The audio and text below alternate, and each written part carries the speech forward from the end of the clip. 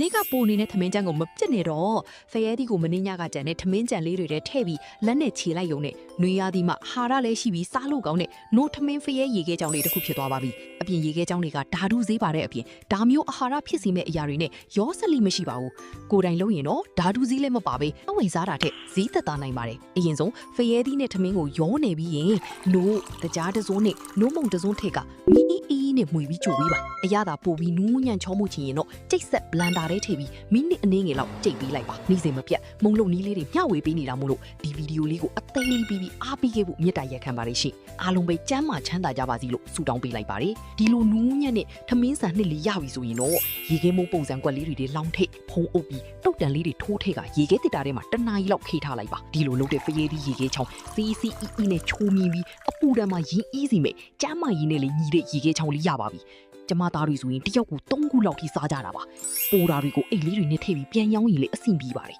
ဗီဒီယိုလေးကိုစိတ်ထားပြီးအိမ်မှာလိုက်လို့ကြည့်နော်အဆုံးထိကြည့်ပြီးလို့ကြီးစုတင်ပါတယ်နောက်ဗီဒီယိုမှာပြန်တွေ့ကြမယ်တတား